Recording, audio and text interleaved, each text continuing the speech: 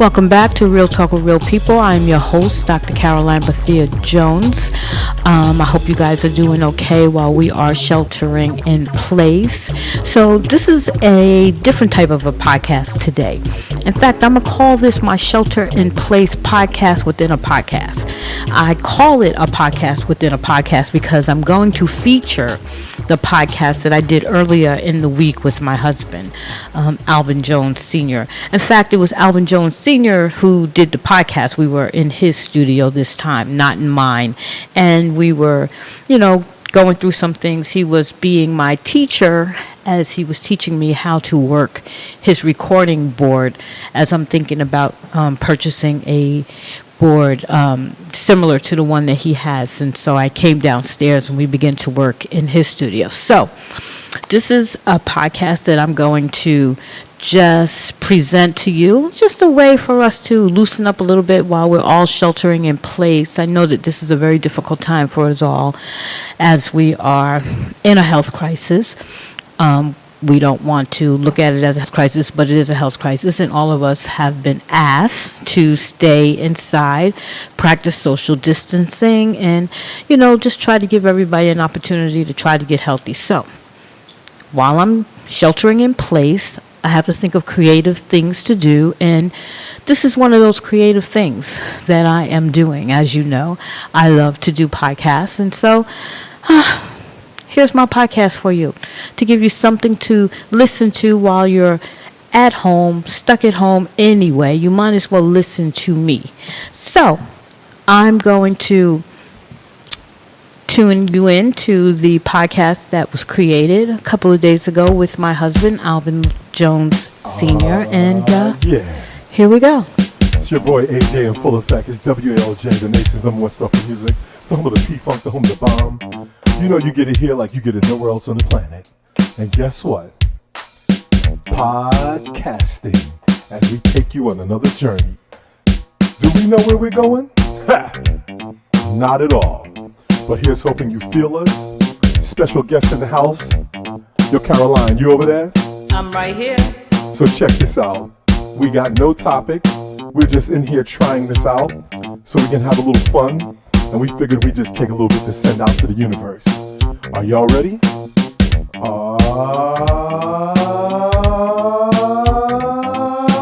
Baby!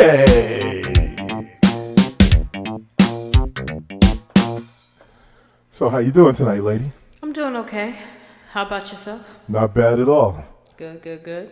And are you excited to be trying to work out these podcasts? Well, I'm excited about trying to learn this board. Podcasting I've been doing for a while, so I'm excited about sitting with you, though. So let me tell you what's going on here, folks. How long ago did I set you up with the podcast? May. So I set her up with the podcast in May. Here we are coming up on almost April of the following year. And she's been doing a hell of a job. But I wanted her to have a little bit more control, a little bit more separation. Currently, she has a small mixer. She has a bunch of mics. And then she goes into her Audacity, you call it? Yeah, well, however it's pronounced. Yes, Odyssey. Odyssey, Audacity, whatever you want to call it. Okay, and that's the program she's using. And I want to get her to have a little bit more control where she can really do a couple more slick things. So she's down in my studio, where I have a 32-channel Tascam digital mixer. And she is currently getting ready to break her chips off and get her a 24-channel mixer of the same type. So I have her sitting with me, pushing buttons and learning, so you can see how sexy this is and how I get down here. What do you say to that? Well, so I'm in school right now. This is me learning. This is me learning from the pro.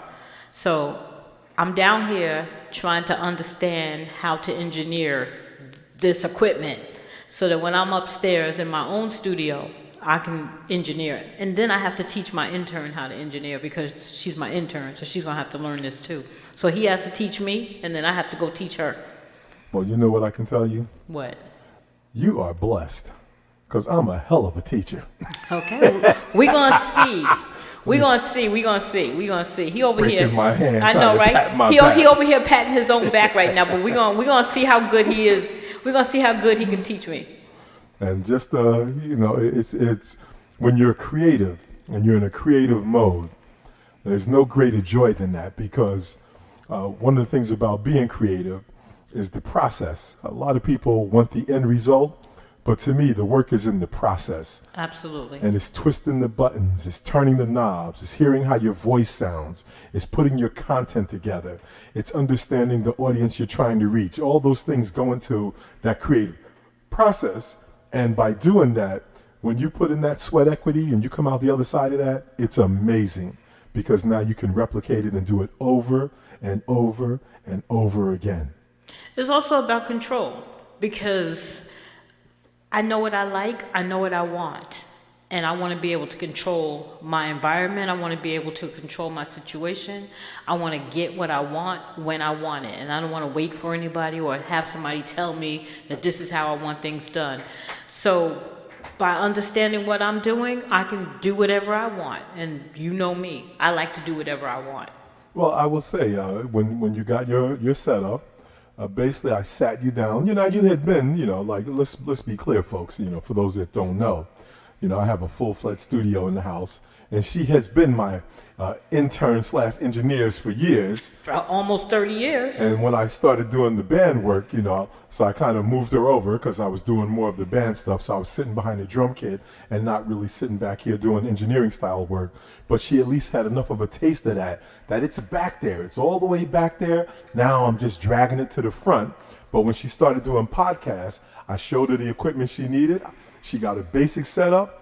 Next thing I know, she come down here like, I need another set of headphones. I needed a mic stand. Next thing I know, she bringing my stuff back because she done went and got her own headphones and her own other mic stand. That's right. I don't want to be beholden to nobody. She has jumped in with all feet. So this is going to be a very easy lift for me. Mm-hmm. It's just giving her the tools that she requires. And I'm going to tell you what I really think. I'll never forget when I got my first digital recorder. I bought a digital recorder, and it was an 8-track unit.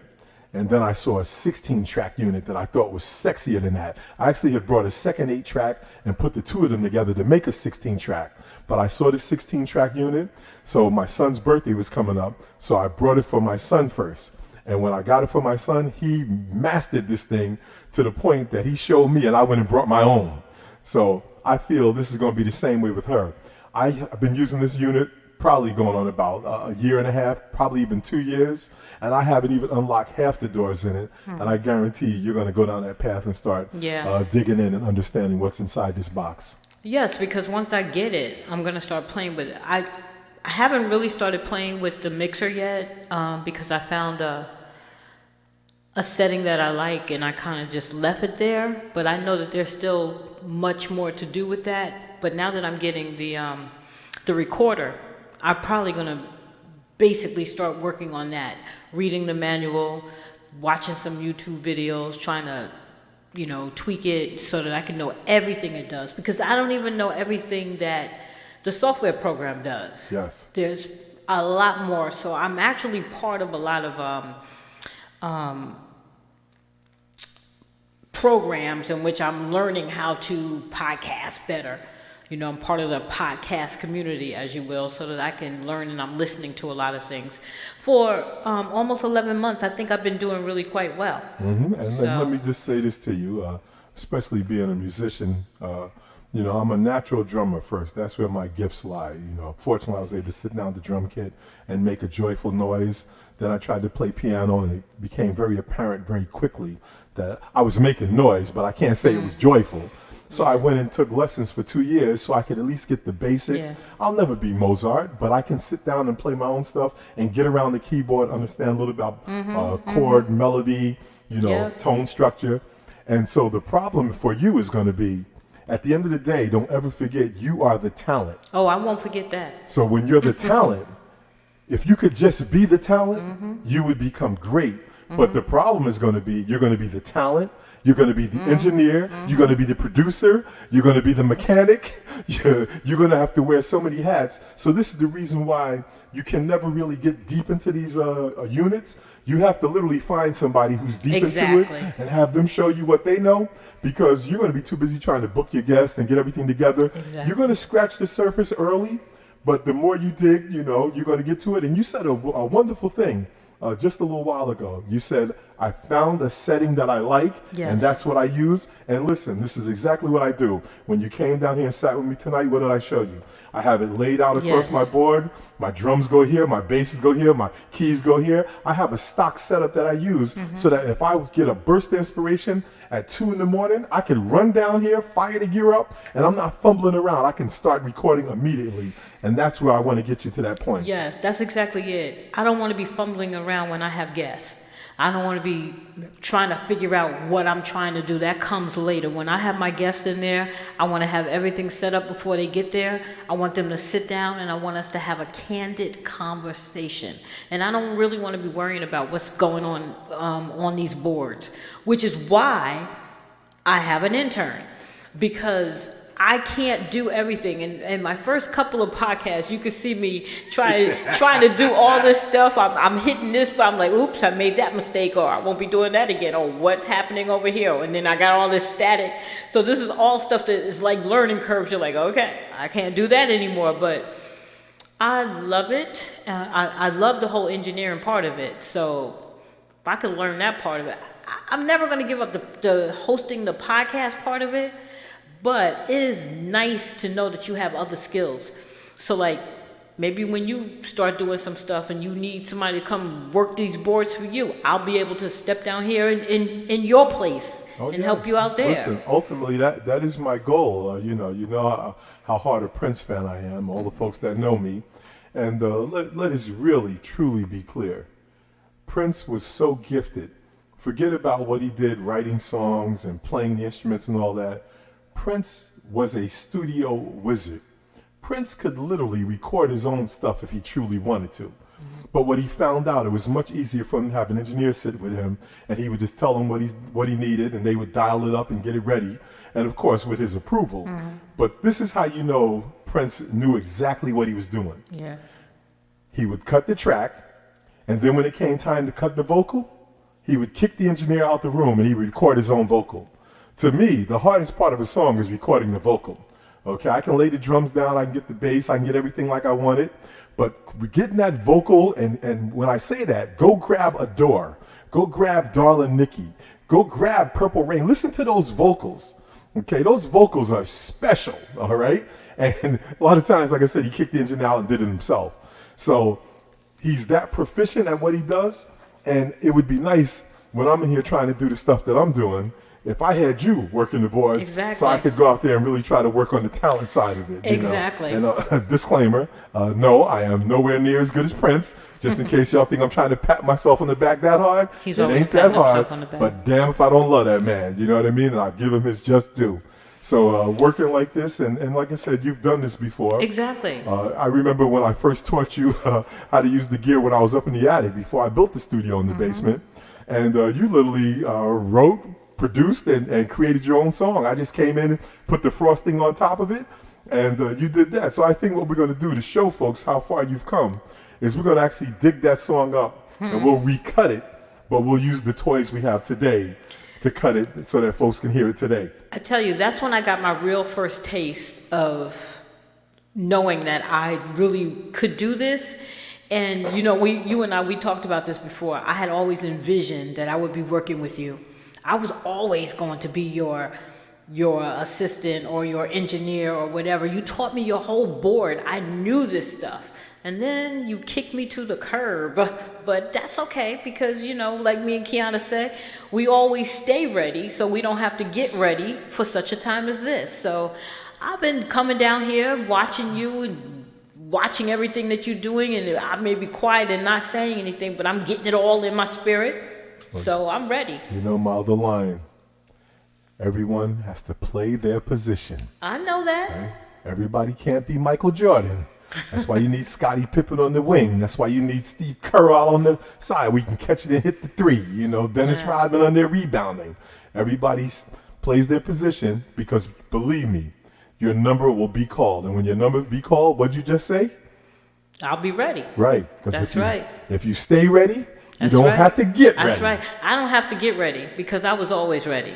But I can, it wasn't my time. So I'll give you that. But it's my time now, and I'm taking my time So sometimes you just have to know when to just go in there and take what's yours.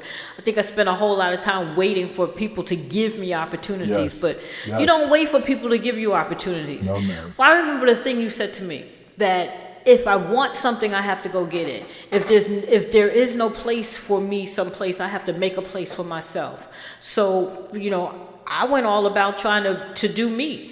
So when I told you this is what I wanted to do, I just flat out said, look, this is what I want to do. You said, well, if this is what you want to do, this is what you're going to need. This, that, and what did I do? I just went and got it. Absolutely. And that's, I love that philosophy. One of the things I love, I have a group of students I mentor at NJIT. And so one day when I had a session with them, we were talking about money, and I took $20 out, and I put the $20 on the table, and I said, somebody here needs this. I said, but closed mouths don't get fed. That's right. And I kept harping on this, and they kept sitting there looking at me, and I was like, it's there, and I kept going, and finally one of the students got up, walked up, and took the $20. And I said, that's what I'm talking about. Mm-hmm. And the whole room looked on in shock, except the person who had the $20. And I was giving it to him. Wasn't no, renege. I wasn't taking it back. Right. I wanted to see who was going to be bold enough to get up out that chair without me formally saying, here's this $20, come get it. Mm-hmm. I was giving the clues and dropping the breadcrumbs. Yeah. And somebody finally caught the message and did it. And that's what I'm talking about. Sometimes you got to make your own way. Exactly. I get it. I do a lot of waiting to, I'm trying to be polite. I don't want to be like Donkey on Shrek. Hey, pick me. So I'm like, all right, so I'm going to be in the background and I'm going to watch a little bit. And they're going to say, hey, would you like to have an opportunity? But I've learned, sometimes you have to learn the hard way. Nobody ain't trying to give you no opportunities. So I'm about to take my opportunities. Absolutely. That's it. That's the road I'm on right now. I'm not waiting for somebody to tell me that I can do something. I'm just going to do what I know I can do. And what I will say also is that with this incredible pandemic, with this coronavirus going on, a lot of us are looking at it through the lens of, all the things that it's stopping us from doing. But this is an ideal time yes, it is. To flip the script on that. And now that you have this, it's not so much free time, if you will, but I don't have to go to work and do my normal, I don't have to drive, I don't have to go to the office. I come home, I can work from home. So while I'm here and I have this extended time, this is time that I can work on other parts of my craft, other things that I can't get to during that 8 hours that I'm at the job. Yes. So this is the perfect opportunity to take something that is being viewed through a negative lens and flip it into the positive lens and invest in yourself. Work on the things that you're trying to do, things that you can't get to because your job is holding you back. This is prime time. If we come out of this 2-3 week, 50, 60 days for all we know, quarantine, and we have not made an improvement in our own personal life, that's shame on us. That's what I say too. So use this time wisely. So this is our time to dig in and go within self. And that's exactly how I see it. I don't see it as a punishment. I don't see it as a woe is me, why is this happening? I see it as opportunity. Because every single hour of every single day, I try to do something. If I'm at work, then obviously from the time I go to work, 7:30 in the morning to 3:30 in the afternoon, which is my hours, I'm doing the work of that job. Whatever that job needs me to do, I'm doing it. That's what they pay me for from 7:30 to 3:30. But then after that, it's my time. And it would be shame on me if I put more effort into my 7:30 to 3:30 working for somebody else than I do for my own self. So I'm always working. I'm always grinding. I'm always trying something new, perfecting this or perfecting that. I'm always writing. I'm always pulling something together. I'm always working, period. And that's the beauty, again, of working from home is, let's be honest, okay? Look at, stop what you're doing. Stop. Put down what's in your hand. Turn, look at the speaker. Look. If you are at a job and you're in that building for 8 hours of that day, look me in the face and tell me how many of those 8 hours you seriously working. You ain't working no straight 8 hours. Look at your boy AJ. Stop. You're lying. Okay? You're doing about 5, 6 tops. So when you work from home, you are literally doubling your output, because in addition to doing your job, I have the ability to do all this other stuff. I have my work laptop set up here in the studio. I got one of these rolling chairs. I literally slide back and forth between my work stuff and my home stuff. I am literally doubling my output. Exactly. And I am loving it. As a matter of fact, I worked so hard the first day I was home that when I went to bed that night, I looked up and felt guilty. I was like, man, I work way too hard on my day from home. I need to balance this thing. Exactly. So listen, invest in yourself, folks. This is your time. This is your time. Exactly. Don't shirk your responsibilities, because your 9 to 5 is what's paying those bills. I'm not saying that. What I'm saying to you is use the time wisely. You can do your 9 to 5 and knock that out in them 4-5 hours that you actually are working. And those other 4-3 hours, you work on your stuff and you blend the two. You're going to be a whole person. This is holistic energy that you're going to get for yourself. Absolutely. Absolutely. I can't even imagine that I'm not going to put in the same amount of time that I put into my 9 to 5 that I'm going to put into me. I'm always going to put into me. I'm always going to do something. So what you got going on down here in this studio? So what I was trying to work on is I have an archive of songs that I've been digging through. And I had this one song in particular I wanted to record. And when I tried to record it, it's giving me this metronome loop that's just irking me. And this has happened on several songs. I'm trying to figure out why that happens. I think I have a little idea, but I don't know if that's the truth of what's going on. So if I can't solve that problem, then I'm going to have this metronome clicking in the background, which I can't stand. To me, it takes away the flavor of the original song. So that, I'm a perfectionist enough that it irks me. Another thing that I want to work on is I had brought a sampler many years ago, one of the low-end, low-budget samplers, because I wasn't one of those hip-hop kids that sampled. I was one that played live instrumentation, but I did do a couple of sample-based songs with it, and I just found an old track that I loved. Actually, me and my son had it.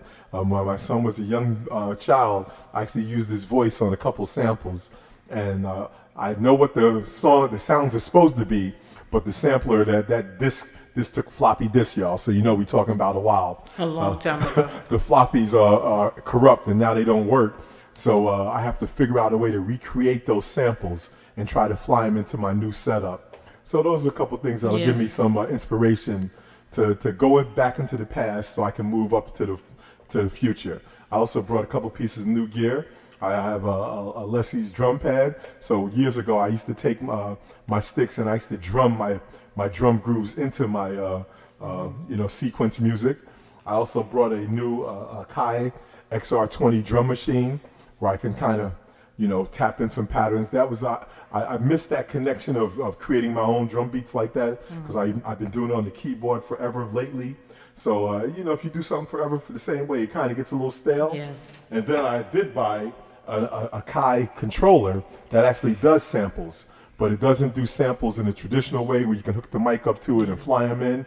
You actually have to snatch the samples in and then manipulate them after the fact. So I got a lot of things on my plate that I'll be working on that'll give me some enjoyment. So you know what that means? That means we got to get down here and start, playing around and recreating some of that past stuff you're talking about. Well, one song in particular that is just killing me that I do not have. I did a song with my daughter. That song is called The Pop-Tarts. Well, your daughter, my daughter, our daughter. And I do not have, I don't have a cassette version of it. I don't have a MIDI file of it.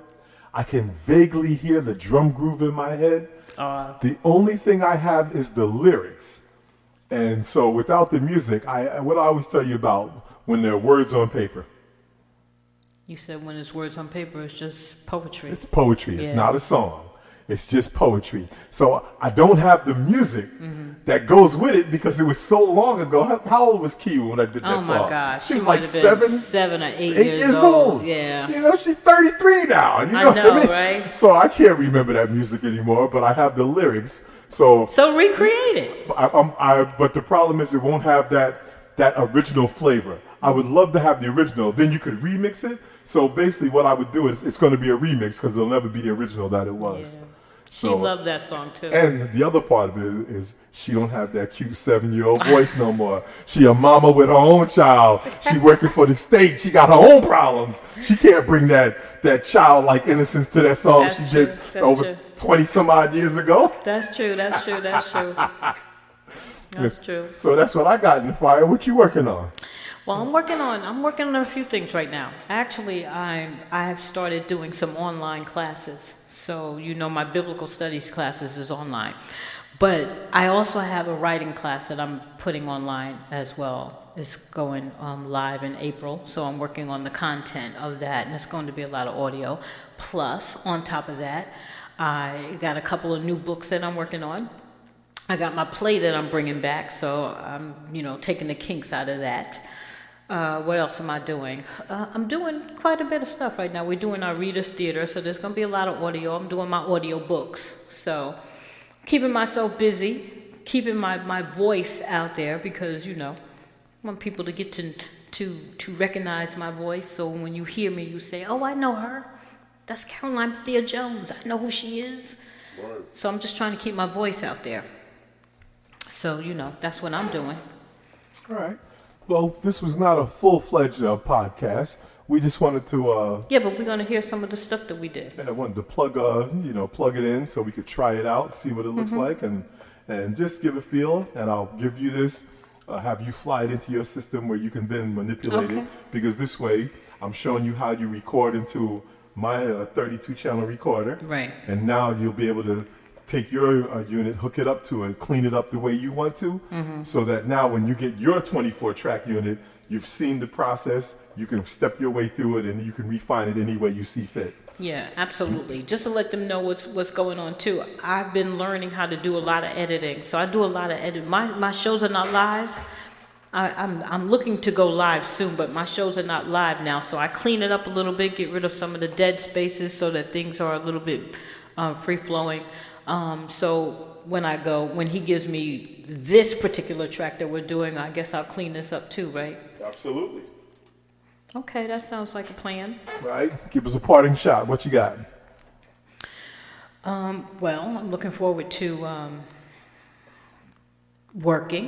continuing to work, but I'm also looking forward to working with you because that has been something that I wanted to do for a while now. So I think the Jones and Jones, I think that's what they called us. Was it Jones and Jones? Oh, no. Bethea and Jones, Jones and Bethea, Jones and Bethea. What do we say? We were J and B. J and B. Back in the day with your brother. Yeah. Yeah. So we did a lot of... flesh that song out too. That I was know, a shit. right. We did a lot of early work together. So, our early work was dynamic. I'm telling you, we did some stuff together. See, he just want to say, he always says that my words on paper when I was doing my songwriting was just poetry. But what he did not really understand about me is that even though they were words on paper, they were full songs to me because I had the melody in my head.